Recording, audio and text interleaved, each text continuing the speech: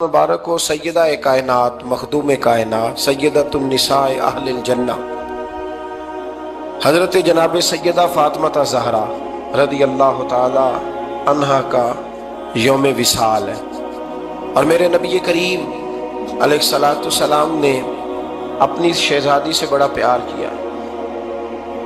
हुजूर ने अपनी इस बेटी की बड़ी तरबियत फरमाई। नबी करीम अलैहिस्सलाम ने उस दौर के अंदर के जब लोग बेटियां दफन कर देते थे, जिंदा जमीन में गाड़ देते थे, हुजूर ने बेटी की इज्जत का, हुर्मत का, हुकूक का नारा लगाया। तो फिर नारा सिर्फ लोगों के लिए नहीं लगाया, बल्कि नबी पाक ने लोगों को बेटी से प्यार करके दिखाया। हुजूर ने करके दिखाया है कि बेटी से प्यार इस तरह होता है। जिस घर के अंदर औरत तरबियत याफ्ता होती है ना, वो घर जन्नत नज़ीर बन जाता है। बस ये शायद हरफ़े आखिर है, शुरू में भी और आखिर में भी। और जिस घर के अंदर औरत गैर तरबियत याफ्ता औरत पहुंच जाए, वो घर बड़ा ही शानदार क्यों ना हो, वो खंडर होता है। इसलिए कि वहां तरबियत याफ्ता औरत मौजूद है। बस ये समझ। और मैंने दुखते हुए और तड़पते हुए लोग देखे हैं, इसलिए कुछ फैसले ऐसे हो गए कि वो बेचारे सारी सलाहियतों, खूबियों, तकवे और परहेजगारी के बावजूद, क्योंकि घर के अंदर औरत तरबियत याफ्ता नहीं थी, तो वो दुनिया में कोई बड़ा काम सारा अंजाम नहीं दे सके। ये घर की मलका होती है ना औरत, घर को सेंचना है, आपके बच्चों की तरबियत करनी है, एक लाजमी जुज है, उसको समझ लें। बच्चे बाप जितना मर्जी मुशफिक हो, मेहरबान हो, पर बच्चों की अटैचमेंट अपनी, बोलिए, माँ के साथ होती है ना। तो इसका मतलब है कि बच्चे जिसके साथ अटैच है, कभी भी छोटी उम्र में, बड़े हो जाए तो बात और है, कुछ चीज़ों को समझने लगे, असर लेने लगे, मामला और है। लेकिन जब तक बच्चे छोटे रहते हैं, वो हर मामले में उनकी माँ हक पे न भी हो तो फिर भी वो उससे प्यार करते हैं। ये ममता है, करना चाहिए, इसमें कोई ऐसी बात नहीं। लेकिन जो बात समझा रहा हूं वो ये है कि बच्चों की माँ अगर गैर तरबियत याफ्ता होगी तो बच्चे तो उससे अटैक फिर भी होंगे, तो बच्चों की तरबियत पर भी असर पड़ेगा। तो इसलिए अपनी बेटियों की तरबियत करें, अपनी बहनों की तरबियत करें, ताकि किसी के घर में जाके वो आदमी तकलीफ महसूस ना करे, वो अजियत महसूस ना करे। बल्कि जब मेरी बेटी, मेरी बहन किसी के घर में जाए तो उसके घर को अमन वाला कर दे, सुकून वाला कर दे।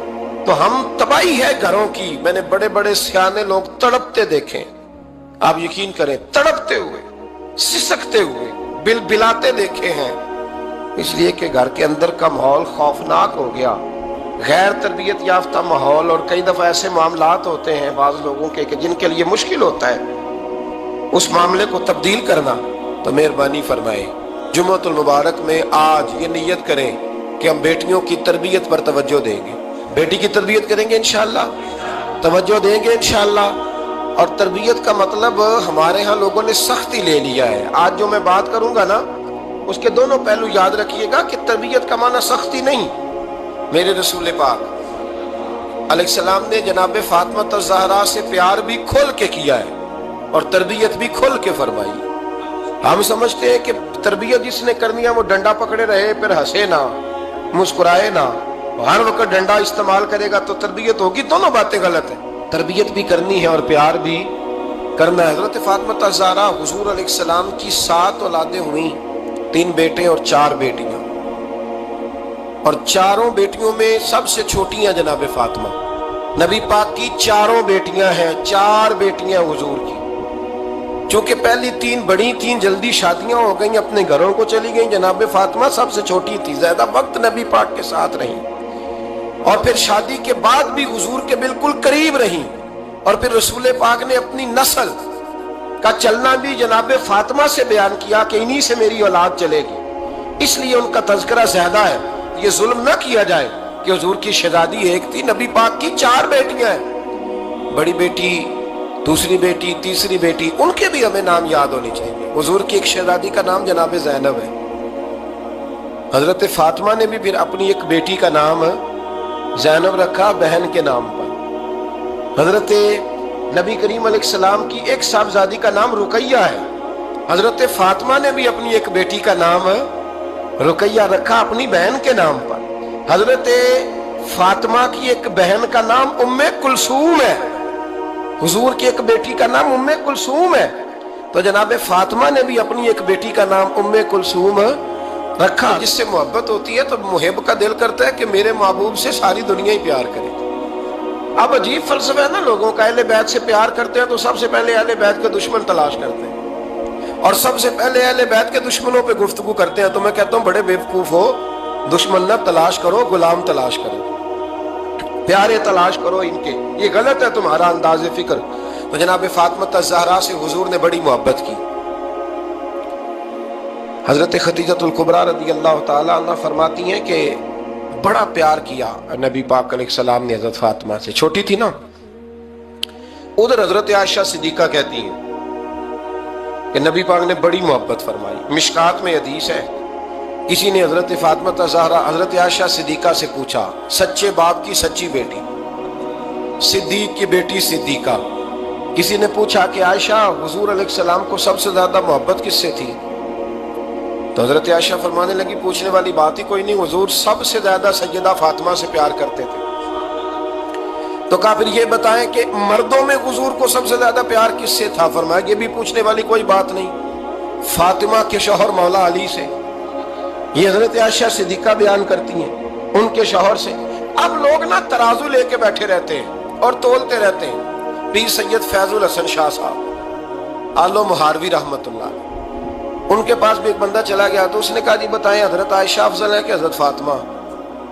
تو آپ فرمانے لگے تجھے یہ سوال ہی نہیں کرنا چاہیے تھا، اس لیے کہ تیرے اور میرے پاس کوئی ترازو موجود ہے. اس نے کہا جی نہیں آپ بتائیں، بتانا پڑے گا. آپ فرمانے لگے نہیں بتاتا. کہنے لگا نہیں بتائیں. فرمانے لگے چل میں ایک بات بتا دیتا ہوں، فیصلہ گھر جا کے کر لینا. اس نے کہا بتائیں. آپ فرمانے لگے کہ عائشہ بیٹی ہے ابو بکر صدیق کی اور فاطمہ بیٹی ہے نبی پاک کی. تو فرمانے لگے کہ ابو بکر کی جو بیٹی ہے نا وہ نبی پاک کی بیٹی سے افضل نہیں ہو سکتی. اور پھر فرمانے لگے کہ فاطمہ زوجہ ہے مولا علی کی اور عائشہ زوجہ ہے مصطفیٰ کریم کی. تو فرمانے لگے جو علی کی بیوی ہے وہ نبی کی بیوی سے افضل نہیں ہو سکتی. تو وہ کہنے لگا جی نتیجہ کیا ہے؟ فرمایا گھر جا کے نکال لینا. نتیجہ تو گھر جا کے نکال، یہاں ترازو پکڑ کے نہ بیٹھ. ہاں جو حضرت عائشہ نے کہا اس پر غور کر. حضرت عائشہ خود گواہی دیتی سب سے زیادہ حضور حضرت فاطمہ سے پیار کرتے. چھوٹی عمر تھی تو جناب خدیجہ ذرا انداز دیکھیے گا بیٹی کی محبت کا. حضرت خدیجہ فرماتی ہیں حضور جب گھر آتے نا تو دروازے پہ کھڑے ہو کے اونچی آواز میں فرماتے السلام علیکم. کہتے ہیں حضور نہ سلام لیتے، میں جواب دیتی. اپنے گھر حضور آئے ہیں پر نبی پاک دروازے پہ کھڑے. فرماتی ہیں کھڑے رہتے حضور، میں پھر تھوڑا ہنستی اور پھر میں کہتی فاطمہ سنتی ہو؟ اماں جی سنتی ہوں. فرمایا تمہارے ابا آ گئے ہیں دروازے پہ. تو فرماتی ہیں جناب فاطمہ وہاں سے دوڑ کے آتی اور رسول کریم کا دروازہ کھولتی، پھر نبی پاک کو انگلی سے پکڑ کے اندر لاتی. فرماتی جب تک وہ جاتی نہیں اللہ کے رسول دروازے پہ کھڑے رہتے. انگلی پکڑ کے لاتی، پھر رسول کریم انہیں گود میں بٹھا لیتے. فرماتے وہ چھوٹی چھوٹی باتیں پوچھتی اور حضور ان کے بڑے بڑے جواب دیتے. وہ چھوٹی چھوٹی باتیں. بچپن کی ایک بات لکھی ہے ہمارے محدثین نے. ایک دن چھوٹی عمر میں، بالکل چھوٹی عمر میں حضرت فاطمہ نے پوچھا یا رسول اللہ میں اپنے رب کو کب دیکھوں گی؟ اللہ اکبر. عمر چھوٹی اور بات بڑی کر دی. میں کب دیکھوں گی؟ تو حضور نے فرمایا فاطمہ بڑی جلدی. رب کریم تمہیں جنت میں لے جائے گا اور ساری جنتی عورتوں کی سردار بنائے گا اور پھر میرا رب تجھے اپنا دیدار بھی کرائے گا. تو جناب فاطمہ الزہرا رضی اللہ تعالیٰ عنہ چھوٹی چھوٹی باتیں کرتی. حضرت خدیجہ کہتی ہیں جب چلی جاتے نا حضور تو میں پھر بلاتی، میں کہتی ادھر آنا فاطمہ، کیا باتیں کر رہی تھی اپنے ابا سے؟ تو کہتی پھر وہ مجھے بتاتی بھی اور راضی بھی ہوتی. یہ سلسلہ آخر تک چلا. یہ حضرت فاطمہ سے راز کی باتیں کرنا حضور کا آخر تک چلا. بخاری مسلم میں حدیث، وہاں راوی حضرت خدیجہ ہے، یہاں راوی حضرت عائشہ صدیقہ ہے. جناب عائشہ صدیقہ کہتی ہیں حضور کے وصال ظاہری سے کچھ دن پہلے خود نبی کریم علیہ السلام نے حضرت فاطمہ الزہرا کو بلایا اور جب وہ آئیں تو کہتی ہیں ان کو میں نے آتے دیکھا تو میں نے پھر حضور کو ان کے استقبال کے لیے کھڑے ہوتے بھی دیکھا، پھر حضور نے ان کا ماتھا چوما، جہاں بیٹھے تھے وہاں بٹھایا، پہلو میں بیٹھ گئے، اور فرماتی ہیں پھر باپ بیٹی باتیں کرنے لگے۔ میں کوئی چیز بنا رہی تھی تو جناب عائشہ کہتی ہے میں نے دیکھا کہ حضور نے ان کے کان میں کوئی بات کہی تو جناب فاطمہ رونے لگ گئی تھی، پھر حضور نے کان میں کچھ کہا تو وہ مسکرانے لگی۔ کہتی ہے حضور وہ بات کر کے تشریف لے گئے، فاطمہ بھی بیٹھی تھی، میں آئی، میں نے آ کے کہا کہ فاطمہ بتاؤ نبی کریم علیہ الصلوۃ والسلام نے آپ سے کیا کہا، کبھی ہنستی تھی کبھی روتی تھی، تو فرمایا حضور نے منع کیا ہے، یہ میرا اور میرے نبی کا راز ہے، میں حضور کی حیات ظاہرہ میں یہ بات کسی کو بتا نہیں سکتی۔ فرماتی ہیں کہ فاطمہ سے تو میں نے پوچھ لیا پر حضور سے پوچھنے کی تو جرت ہی نہیں تھی نا، لیکن وہ راز کی بات تھی۔ کچھ دن گزرے تو حضور بیمار ہو گئے، پھر کچھ دن گزرے تو حضور کا وصال ہو گیا۔ فرماتی ہیں کچھ عرصے کے بعد میں سیدہ فاطمہ الزہرا سے ملی تو میں نے کہا فاطمہ وہ بھید کھول تو دے، آج تو کھول دے وہ راز کیا تھا۔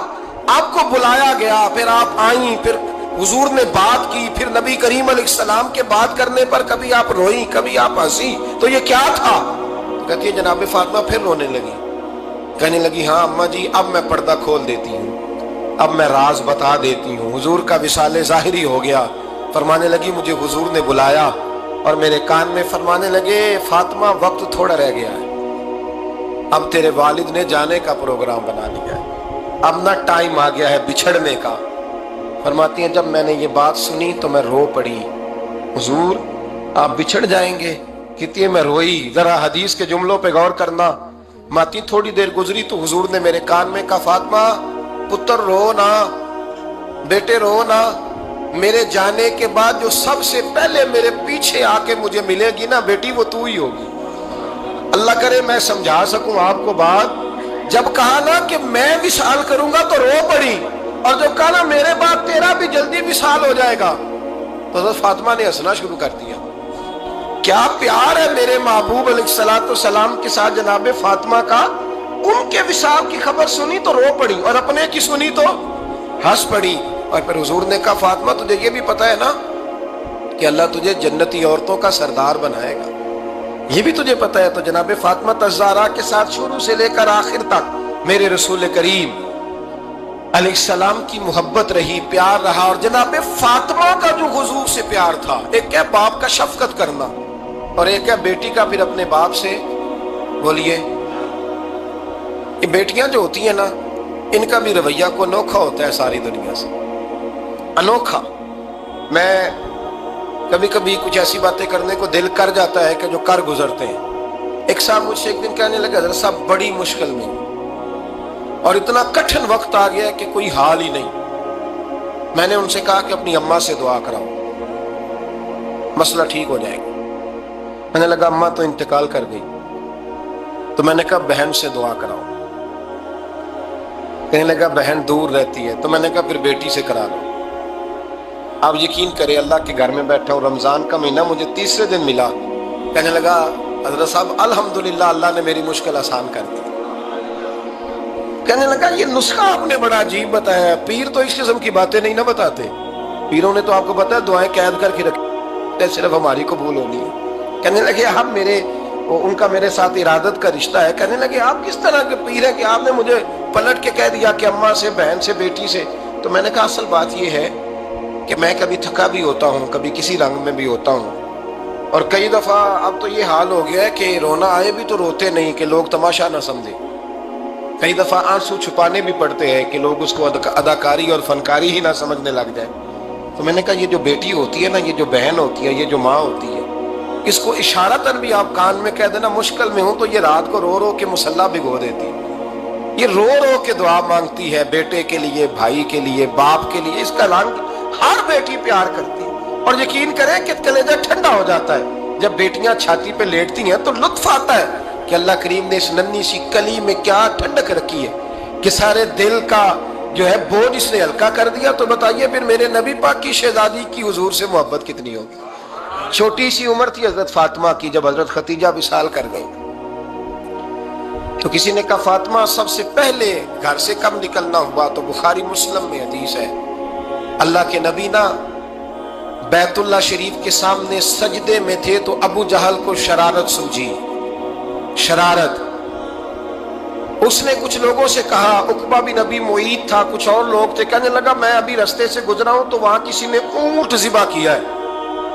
तो ऊंट की ओजड़ी, आपने ओजड़ी देखी है ना, जानवर की ओजड़ी बड़ी वजनी होती है, उसमें गंदगी होती है। ऊंट की ओजड़ी बड़ी वजनी होती थी।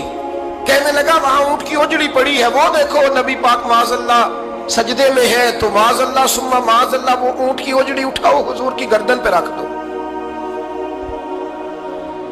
थोड़ा सा मुश्किल से जुमा पढ़ना पड़ जाए ना, और थोड़ा सा मुश्किल से पढ़ाना पड़ जाए, तो हम दीन के बहुत बड़े खिदमत गुजार बन जाते हैं। ये देखो सजदे कितनी मुश्किल से हो रहे हैं, ये देखो सजदे कितनी मुश्किल से हो रहे हैं, कितनी मुश्किल से हुजूर के सरे अनवर पर ओजड़ी रख दी।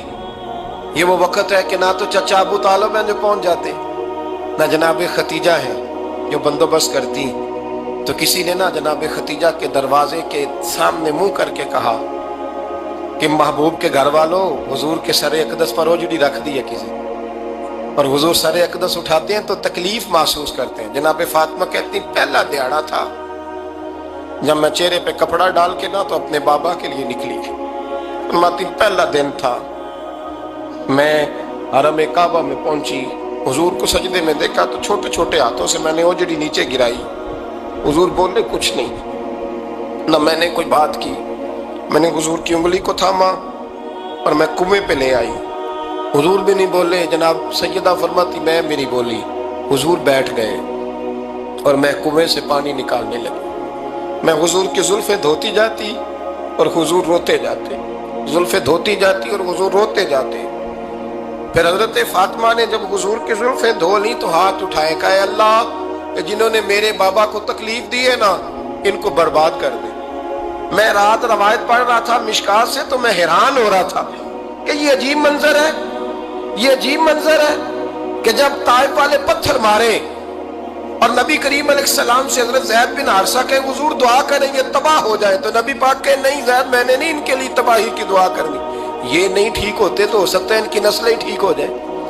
और जब ओहद में वो लोग पत्थर मार के दांत शहीद कर दें, हजरत अबू बकर सिद्दीक जैसी ठंडी तबीयत का आदमी अर्ज करे हुजूर दुआ करें ये तबाह हो जाए, तो हुजूर ने फरमाया अल्लाहुम्मा हदी कौमी